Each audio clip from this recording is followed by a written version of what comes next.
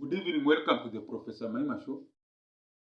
Hope you're doing well wherever you're watching me from around the world. So please subscribe, share, and like this video. So I'm approaching nearly half a century, at least you know that age, what that means. And I've enjoyed my life. Good memories, good times, especially in the 80s and 90s. The people who are nearly my age, they tell you the 80s and 90s were a great time. People are honest, people are loving, people are caring for each other. So now, fast forward, we have these stories of young men in Gen Z. I call them the Gen Zs, young dollar millionaires in Kenya. Someone is a dollar millionaire in Kenya. Let me tell you who is a dollar millionaire. A young man worth of 100 million Kenya shillings because of the cars he has and the houses. I don't know if it's real. But now this young man, most of them are young men, all of a sudden just disappears mysteriously or just gets dies. And then people say, oh, he was doing forex, doing what? And many of them are dying. So I don't know what this forex is. Then also, there's some people older than me, majority politicians, who are dollar billionaires in this country. In a third world poor country, someone is a dollar billionaire, worth hundreds of billions. Others even worth 50 billion, 60. So that's what I'm saying. The new deputy president of Kenya, the new deputy president of Kenya, who is it going to be? As you know, if you are not living on the moon, the current deputy president of Kenya, Gachagua, is facing impeachment motion in Senate. The parliament impeached him. So Senate is going to vote it on Thursday. If they vote, if they get, if 46 vote for him to go, he goes. If 46 vote for him to remain, he remains. So I don't know what will happen. That is the parliament, no. So I'm just saying now, let's now think forward. Engage me now. So we have a new deputy president of Kenya. We have many potential candidates. You have seen them. Kindiki, Waiguru, Mudavadi, even someone who was named the name of the former prime minister, which I think is a bit absurd. The former prime minister is above that. Now he's the president of Africa. He's going for presidents of Africa, isn't it?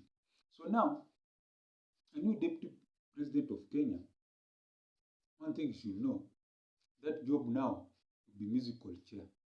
You enter, you don't perform well, you go home. When you are used to do the musical chairs, you dance around a seat and then try and sit on it. If it means whoever misses a seat goes. So this one now to be the same. Because that musical chairs meant that if there were 5 seats and 10 people, with the time there will be remaining 5 people with 1 seat. Because we keep on removing. So it will be musical chairs. That's why I'm saying the new deputy president of Kenya, whoever he or she is, should know one thing. That's now a hot seat. Not even the presidency now will not be hot. It's the deputy president's chair that will be hot. If you just joke, parliament removes you. So I was thinking, if I, Professor Maima, was the new deputy president of Kenya, what would I do? First of all, I'll just be candid to the president. First of all, you have to be loyal to the country, to the people, first of all, to the constitution, to the flag, to the nation, to your president, appointing authority. You have to show patriotism to the country. You have to have integrity, to be honest. Things that are in chapter 7 of the constitution of integrity, of leadership. There's so many things, these are just words. So now I'm thinking, if by miracles I was the new deputy president of Kenya, the first thing I'll do after having all those virtues of being patriotic, being loyal, all those things that matter to our country, patriotism, loyalty, integrity, honesty, empathy, being benevolence. Also, when you're in power, you're always attending Harambes, fundraising. isn't it? To give money for needs. So me, I just thought to myself, if I was made the deputy president of Kenya, the deputy president of Kenya. You know, I used to that word vice president. So let me say the deputy president of Kenya, what would I do? First of all, I'll be honest. I speak truth to power. I'll tell Mr. President, the country is not doing well. We're in a bad situation. Unemployment, crime, police brutality, tribalism, uh, chaos in our transport sector, high cost of living, inflation, you name it. This is endless. You tell them the truth. Then number two, also tell them our problems begin and end with agriculture. Once we sort out agriculture, we sort out most of our problems. Because people must eat, isn't it? Yeah. And farmers must plant. I love that. People must eat and farmers must plant. So whether there's rain or no rain, isn't it? So first of all, tell them agriculture is in chaos. And this thing of agriculture is very simple. Call all the farmers in Kenya through their representatives and then tell them that we want to reform the sector. We want to reform the sector. How do we reform the sector? First of all, these farmers, you have to give them free seeds and fertilizer. Free seeds and fertilizer for 3 years minimum. They produce enough food, there's enough supply. Remember economics 101. When the supply is up, the demand goes down. When the supply is down, the demand goes high. There's enough food for people to eat. Then after people are eating well, call all the governors. Tell them you're giving them 2 months to give you plans of how they can produce a product, how they can industrialize their counties. Each governor must give a plan. Once they've given a plan, get technocrats together, experts, professionals, to strategize on how we can actualize those plans. The counties give plans, the technical committee actualizes them, and they start working. For example, me, I'm from Busia County, case study. We are known for growing cotton. We have the best soil for cotton. You can grow cotton and supply the whole of Kenya. County gives farm land to do that farming. Young men and women who are betting or who don't have jobs start working on those farms to plant. So now what happens? As they are planting those farms, the county government is paying them because there's more money for that. Now, industry, bringing in private investors. In fact, I dare say Kenya has enough money to build those industries. Build them, get competent people to run them. The politicians should not be anywhere running those factories. The county government gives land. The national government builds that factory or through private partnership. Bring in a private investor if it's possible. If it's not possible, just build the factory from our taxpayers' money. Put in there people who can do proper running. No politicians involved. Ensure the anti-corruption agencies are involved.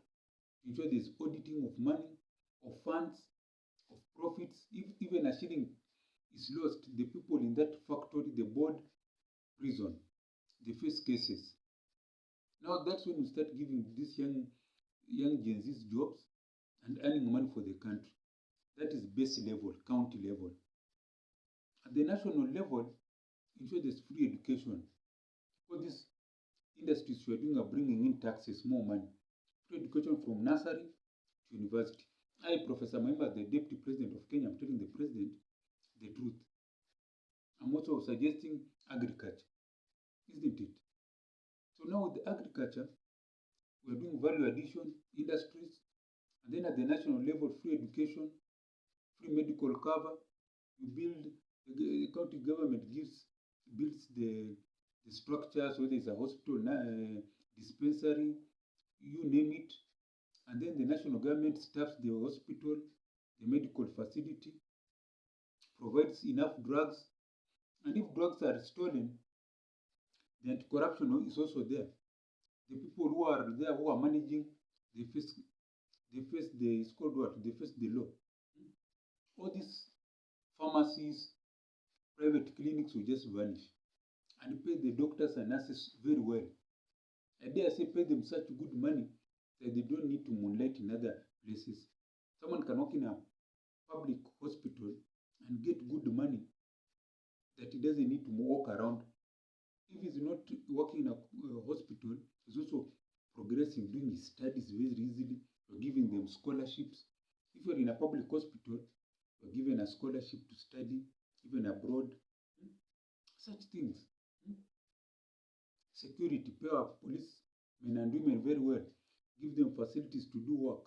Police, there should not be a police officer who is walking. They should be mobile, either on bicycles, motorbikes, or vehicles. The vehicles are manufactured here in Kenya. We have our own company that manufactures the vehicle. Okay, maybe assembly. You can start with assembly before you move to manufacture. Transport. This city of Nairobi and other cities, Mombasa, Kisumu, should have rail transport, mass rail transport, with also high capacity buses, so that these matatu small vans disappear, and those crew on the matatus, on those buses, have benefits, full-time employment, job security. All these gangs on the road will disappear, because even those high capacity vehicles will be using cards to pay. So it will mean there's no money, no liquid cash. So the cash cow will go. And then you are giving also more industries at the counties for people to get jobs, free education, so that we have many skilled labor and educated labor going outside. Someone is educated, he or she is also skilled. So that now they go outside, they are not victimized. They're not going there as just unskilled labor to be housemaids. They're going there as engineers, electricians, medical doctors, nurses. This big thinking. Deputy Vice President Professor J. Maima. I'm saying His Excellency Deputy President Honorable Professor Josiah Maima. So this is my dream. It's a comedy show. So now, I'm just saying, if imaginary. So now, if I am the Deputy President of Kenya, that's what I'll be telling our President, isn't it? Once that is done, there's enough food, there are enough jobs for the young people to do. There's enough food there, I'm saying. There's enough work for people to do. There's mass transport. There's good security. Police are being paid well. Their needs are being taken care of. Now we move to things like values. What is being taught in our curriculum? Let's have a curriculum that first of all teaches the young people our history, our languages, English, Kiswahili, our mother tongue. If you are in Central Province, teach Kikuyu to everyone. If you are in Nyanza, teach Kikuyu and Kiswahili and English. Let the people, other communities in that place also learn the common language, so that now people will start integrating. If you are in Nairobi, then you have a choice. You can learn any language you want. They can be English, Kiswahili, and mother tongue. So whereby you can choose maybe to learn Luya, Luo, Kamba, Masai. So there will be many languages, which means you'll have to employ more teachers to teach them. Everyone should know each other's language. First of all, they know the English, Kiswahili, their mother tongue, everything. Because it's cosmopolitan, the cities. So they have variety of languages, even up to 10. Because they are teachers who can teach Luya, Luo, Kamba, Kisiwa, or Multilingual. They can teach all those mother tongues. So the young children decide. Teach your children about our history, the civics, so they know their rights, where we came from and where we are going. What else? Technology. Let us move technology, invest in technology so that our country is the what is the new technological giant in the world, isn't it? Like in America there, Silicon Valley. Let Kenya be the next Silicon Valley of Africa. We have Konza City and all these cities. There should be a train network connecting all of them plus super highways. I need to add that on transport. Connecting all the counties in Nairobi, commuter rail transport, super highways, and also neighboring countries, so that the aim is to have East Africa being one country in the next 20 years as a federation with one leader. Yes, we can have our different political systems in our country, but outside here we have a leader who represents East Africa. They can come up with a name. He talks about the interest of East Africa, isn't it? Because now East Africa in the next 20 years will just be one country. We are too small to compete with the heavyweights of China, India. Yes. So East Africa should be one country, and also Africa should be also one country. So the next 20 years we want Africa to be one country, not even East Africa. So that is what Deputy President Professor Mahima will tell the President. All those things, and there are many others, but those are the key issues: unemployment, food security, transport in the country, infrastructure, road, superhighway, you name it, technology. Need to be the Silicon Valley of Africa, isn't it? Integration of the whole of Africa as one country. Yes. So that is the new Deputy President of Kenya, Professor J. Mahima. I love that, and then I sign myself. They sign those things. So that's how Kenya is. Hope the new Deputy President of Kenya will do a good job. Because it was me and the President will be up and running. These 3 years remaining, Kenya people won't even believe. Things will just change. We'll just go full blast. And the thing will start with just saying what? Starting from next year, January, education from nursery to university is free. And I call my Cabinet Secretary of Education, the technocrats, I tell them, and also the Minister for Building, I don't know, is it construction? I told them, I'm giving free education, actualize it. Actualize it. I don't care. Well, get whoever you get. So that next year, January, we have free education from nursery to university. And also, there are more classrooms being built. And then I tell the Minister for Agriculture, we don't want anyone sleeping hungry. Ensure farmers have free seeds, fertilizer. Those are the key. Security, pay policemen and women well. Pay teachers, lecturers well. So that now the money starts moving. And then the inflation rate goes down, poverty reduces. So this is the Professor Mahima Show. I want to pray for you who's watching me, that you have a long life, that your dreams and becomes reality, and become rich and prosperous, not only you, your children, grandchildren, and all your generations. That dream to get a job, reality, a new car, reality, a pay rise, reality, a business expansion, reality, getting a family, reality, traveling out of this country, reality, and building a big complex for yourself, reality. Pray for myself to get big money for a technological university that can train future entrepreneurs, provide jobs for the young Gen Zs, produce a product that can be used in Africa and worldwide, earn me big money, the Kenyan government big money. That's my prayer, amen. So if you have liked what I've said on this channel, send something on our channel, on the mobile M-Pesa down there, +254 769 729 327. I repeat again, mobile M-Pesa, +254 769 729 327. And as I always say, Gwaheri ya kuonana, Gwaheri.